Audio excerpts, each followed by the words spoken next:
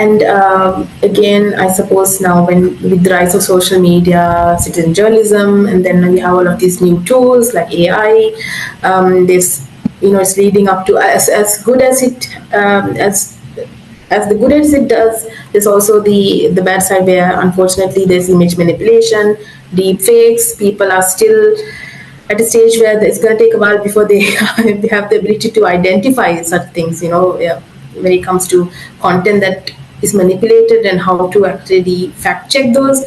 Now, what would be the biggest risks in covering child related issues, and how can those be mitigated according to you, when we have such elements around, when it comes to So those entities?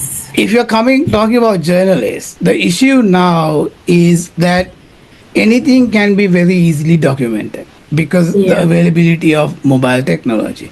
And not only can it be documented, it can also be spread, and it can also be just broadcast instantaneously. Now, as Yeah. journalists, that's why it's really important that we are aware and we also apply uh, ethics and professional journalism standards in all of this.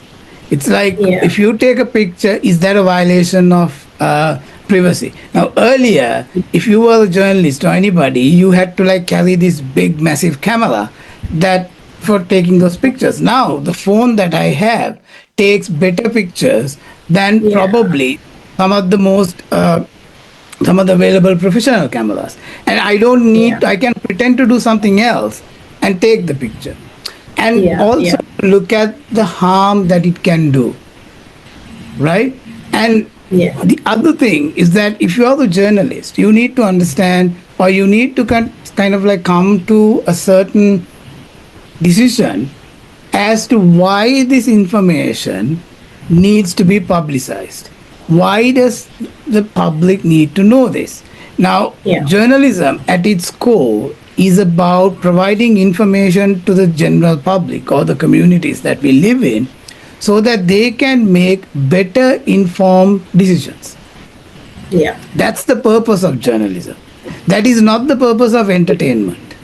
Yeah. Entertainment is to keep uh, your community entertained.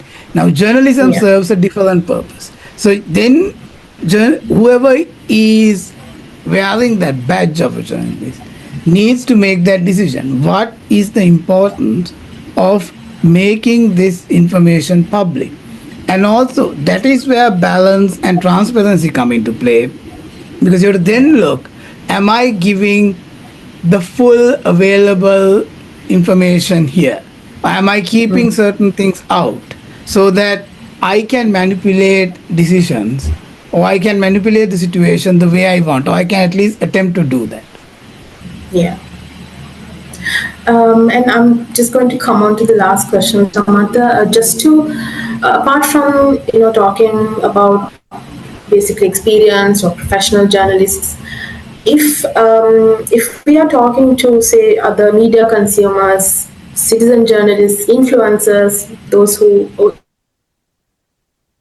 activists, so those who want to talk about social issues and post it on their platforms, is there a certain, like another kind of platform that has resources that can educate people on ethical reporting, on, again, for example, as journalists, we already have a place to look for those resources, whether it's through trainings, awareness, or whatever.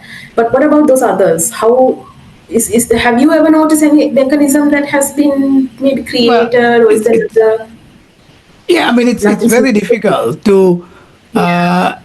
kind of like bring anyone who is on social media into a certain framework, right? So, because that's the whole kind of way this works, right? Now, we can kind of bring journalism within a framework because it has been in Yeah. existence for a long time, and we kind of understand what it's all about.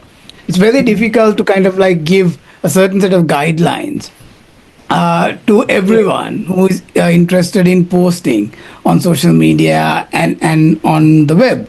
The bottom line, the kind of like the simplest kind of measurement should be like, am I doing any harm? Right? So that harm can be reputational, that can be financial, that harm can be security wise. So it can have so many meanings. So that's what you need to kind of make that final decision on. Am I doing harm, The right thing. and would I do that just to gain popularity? Now that's basically what's kind of like happening with people posting all kinds of things without looking into that. But in terms of like those who are like citizen journalists, again, Yeah. the part of that title, which is journalism. So, what does that constitute? Why don't we call, citizen information provider or citizen poster or something like that? But why do we? Because we give kind of like a value to that part of being a journalist. Now, again, Yeah. journalism is about providing the communities that you live in information that will make or that will allow them to make better informed judgment. So Yeah. that's the bottom line. I mean, if you keep posting all these viral or clickbait, like saying like 10 ways to get to Colombo, uh, you know, having fun. Now, Yeah. again, you have to kind of decide what is the public information that is there. Now, it could have like ways of like avoiding traffic and all that. If that's the case, yes. If it is not, then you have to make that decision. Right. Thank you so much, Mr. Amantha. And just before we wrap up, I just want to find out a little bit more about the work you do. I know that you are in Melbourne. Do you tend to travel more often to Sri Lanka? Do you have programs in? I know that you do trainings and travel around the Asia Pacific region for DART, if I'm not mistaken. So, Yeah, do you yeah. have anything upcoming? Would you like to tell us a little bit more about the work that you do, perhaps, then for anybody who's interested? Well, right now there's nothing happening in Sri Lanka. We did some work last year. Last year. So, yeah, I mean, and the issue at play here is that uh, the type of work that we do, number one, it takes a lot of resources. And also, we need to kind of Yeah. understand whether there is uh, where it is needed. So there's a big issue in terms of the resources we have and what we can do and what we want to do. But yeah, in terms of like work, there's likely to be programs that look at the region, and sometimes there are programs that are Sri Lanka specific. There are some Yeah. organizations in Sri Lanka who have supported the kind of work that I do, because the work that I do is more focused on what we call trauma informed journalism. So I have to actually say that, like, in the last 5 to 10 years, we've made some really good kind of strides in building awareness in Sri Lanka on this. There are not at the high level, senior level, but there are lots of journalists at mid-career level journalism who now have this awareness and who actually now talk about these issues quite openly, Yeah. and which I think is a very good development. Yes. And hopefully, we will kind of get more support to push that kind of work forward. Well, I appreciate that and all the work that you do. It's really, I appreciate your time for dedicating it to us. And thank you again, Samantha, for Yeah. your time. And I hope to be seeing you again, hopefully, in the near Yeah, future, it talking was, about these yeah, topics it's again. my pleasure. Yeah, yeah. I hope this was useful. It was for sure very informative. Thank you, Samantha. All right, okay, thank you.